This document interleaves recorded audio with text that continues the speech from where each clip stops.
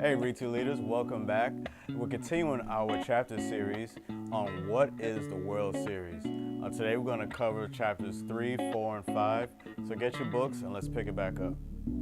Chapter 3, 1910s, Scandal. By now, pro baseball was part of American life.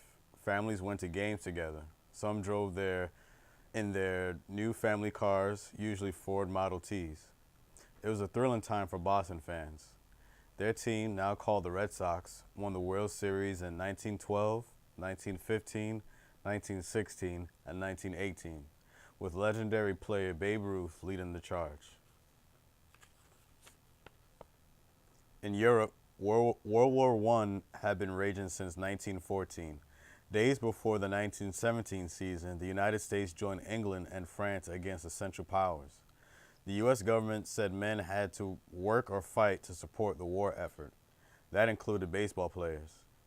By 1918, many players were serving in the military, including Tiger star hitter Ty Cobb and Christy Mathewson, the Giants' ace pitcher. The baseball season was cut short. The World Series was held in early September, and the Red Sox faced off against the Chicago Cubs. For the first time ever, the Star-Spangled Banner played at the World Series. Babe Ruth pitched 29 straight hitless innings over two World Series and held the Red Sox to a 1918 series victory. That was the Babe's last season with Boston. His contract was then sold to the Yankees. The Sox would never be the same. In fact, many fans thought the trade was the reason for what they considered a curse. Without the Bambino, the Sox were not to win a series for 80 years. Watching the World Series. Before radio and TV, fans flocked to theaters to watch the series games. An announcer read play-by-plays from telegraph messages, and actors portrayed the players on stage. In time, electric scoreboards were invented. Placed in public spaces like billboards, they stood as high as 10 feet tall. Blinking lights showed ball movement. Some systems even added mechanical dummy players that moved around the baseball diamond stage.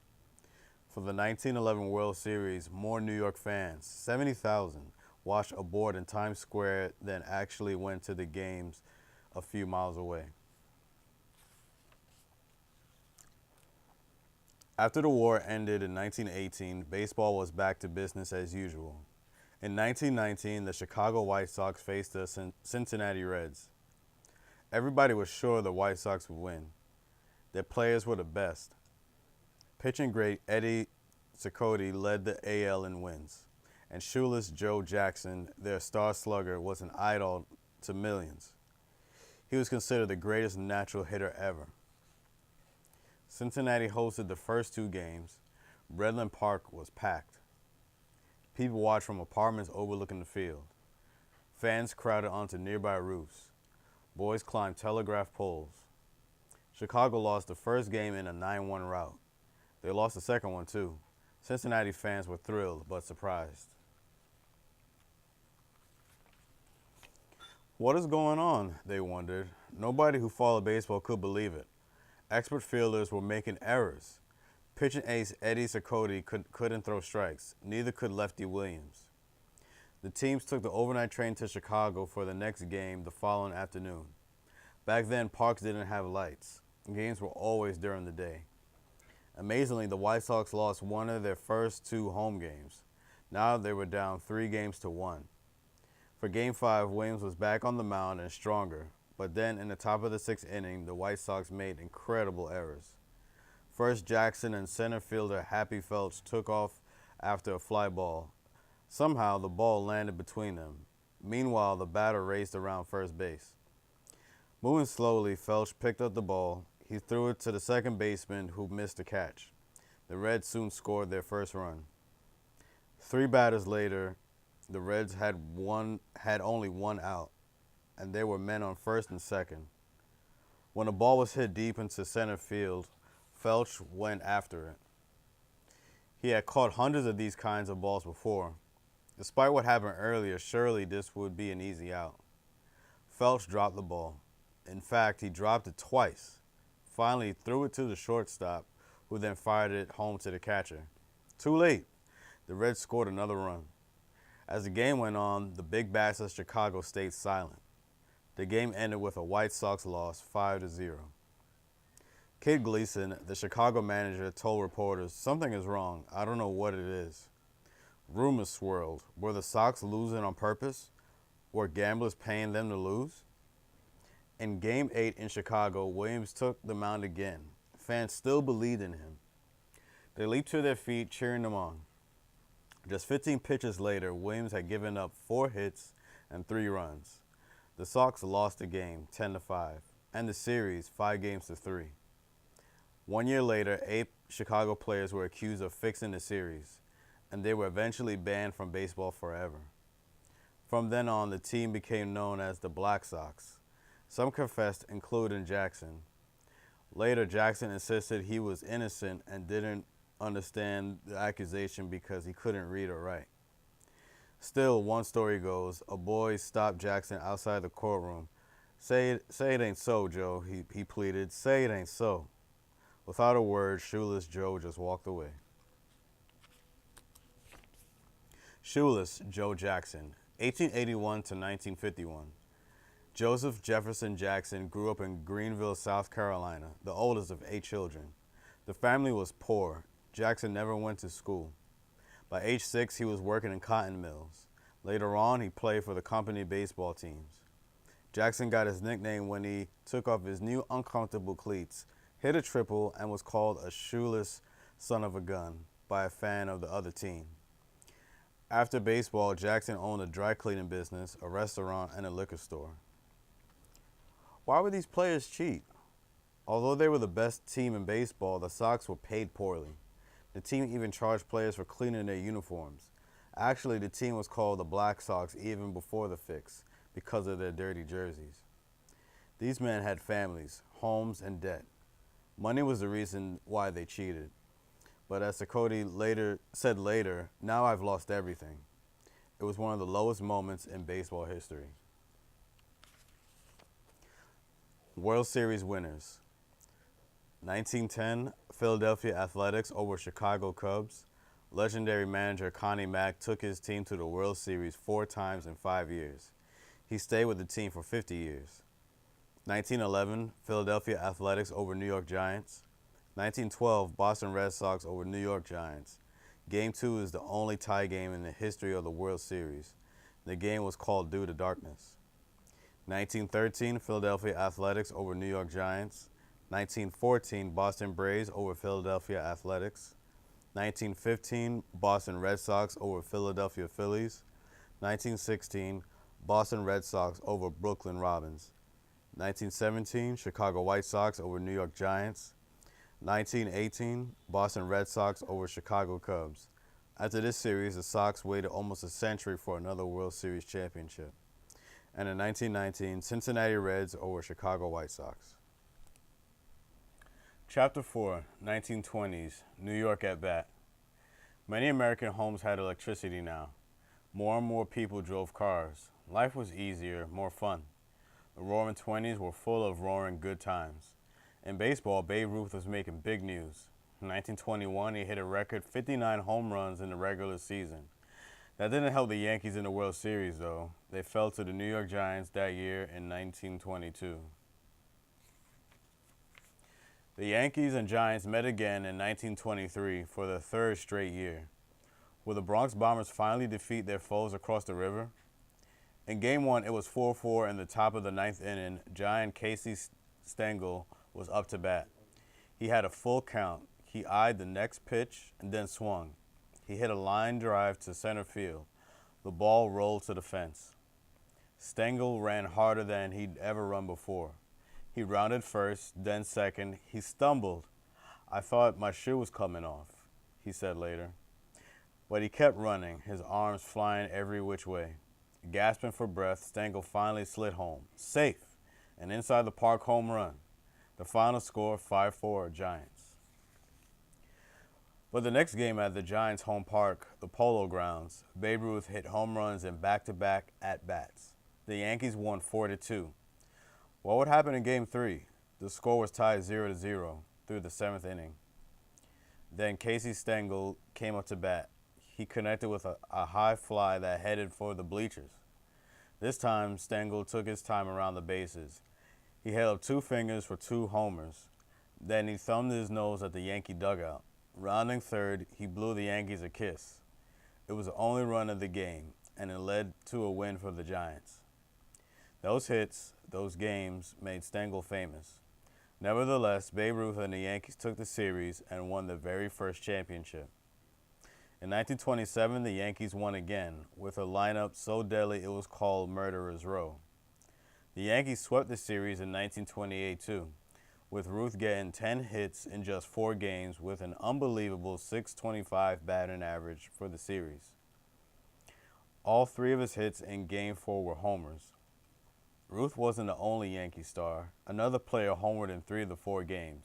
He was so threatening, Cardinal pitchers walked him 5 times in a row. His name, Lou Gehrig. Where the Babe was loud and bigger than life, Gehrig was quiet and shy. Where the Babe made news off the field, driving fast cars and staying out all night, Gehrig liked spending evenings at home with his wife. But together, Ruth and Gehrig worked magic on the field. In 1929, the mighty Yankees lost the pennant. It seemed the entire country was on a losing streak. The stock market crashed in October, people lost jobs and homes.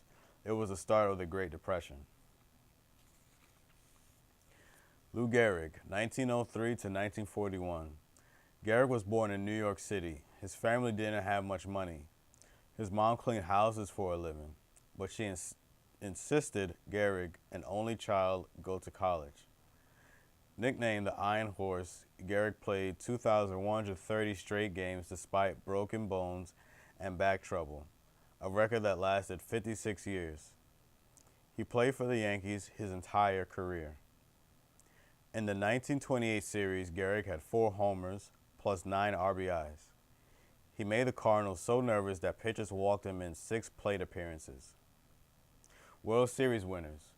1920, Cleveland Indians over Brooklyn Robins. Indian Elmer Smith hit the first World Series grand slam, while second baseman Bill Waz Gans made an unassisted triple play, the first and only one so far.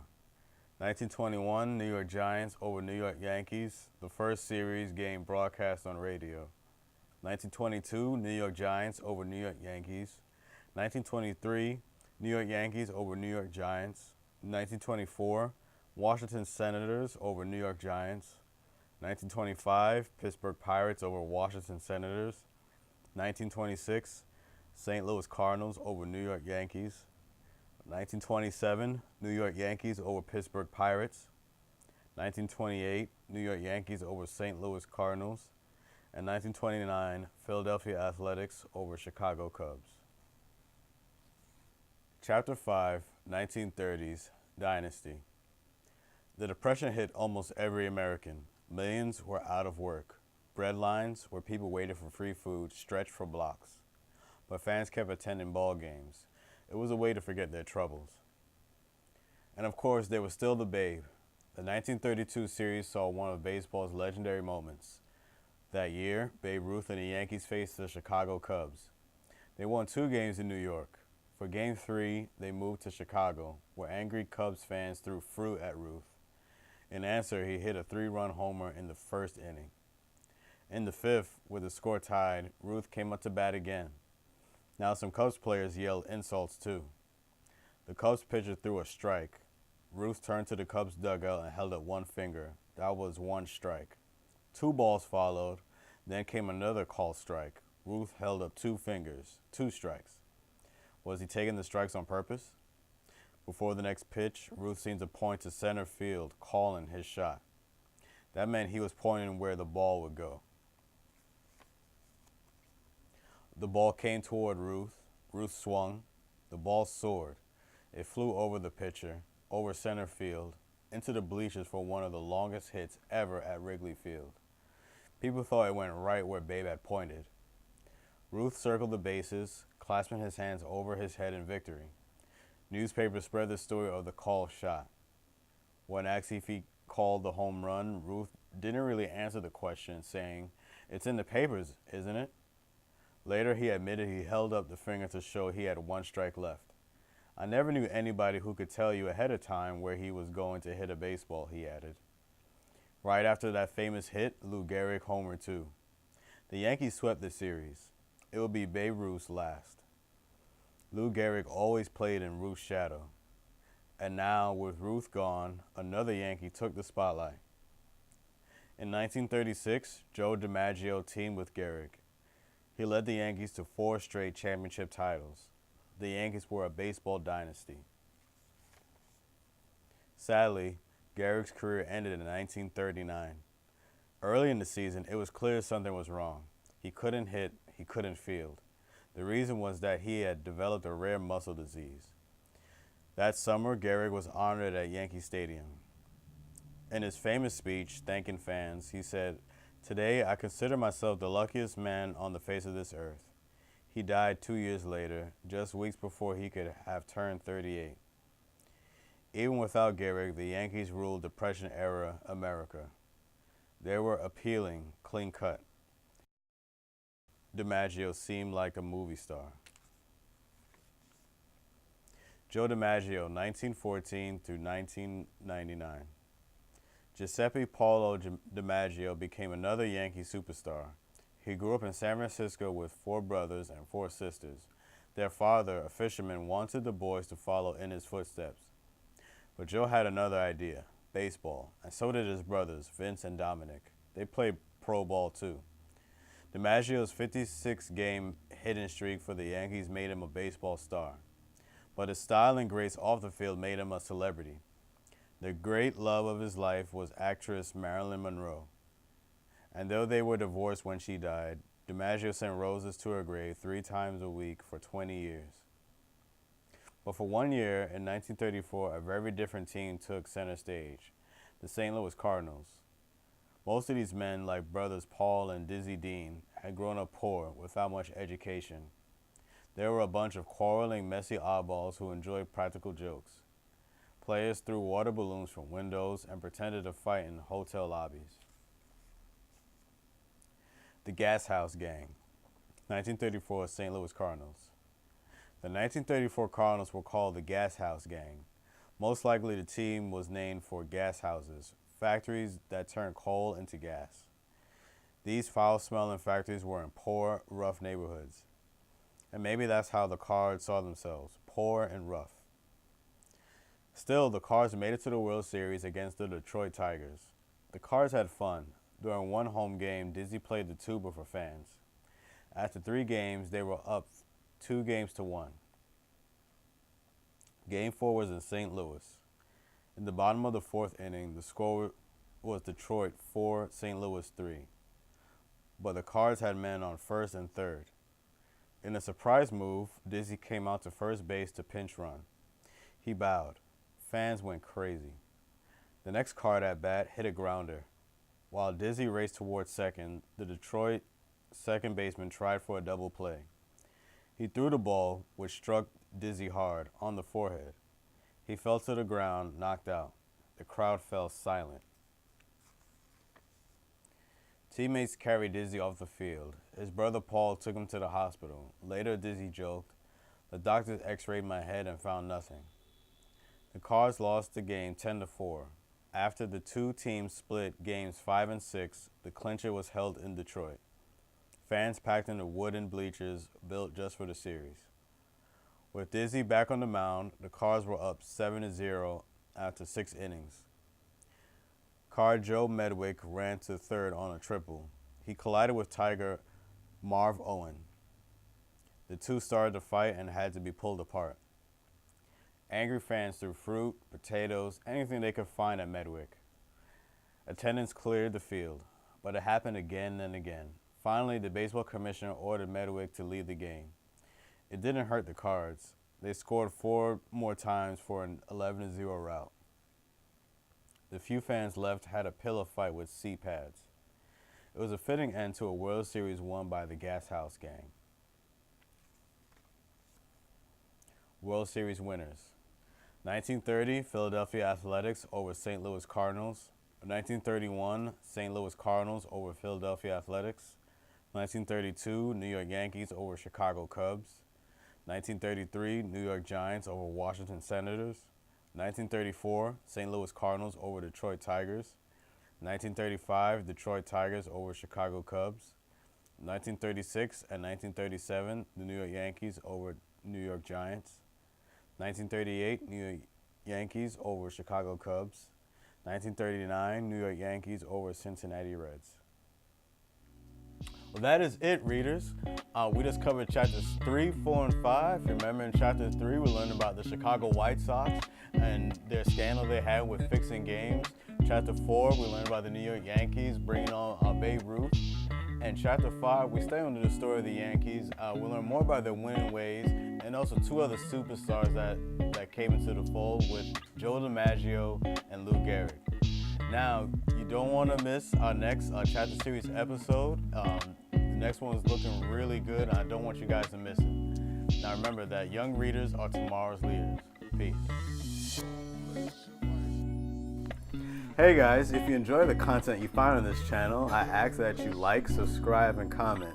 You can also find us on Twitter and Instagram at Read2Lead USA.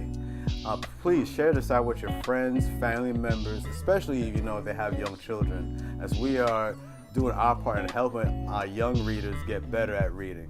Remember that young readers are tomorrow's leaders. Bye.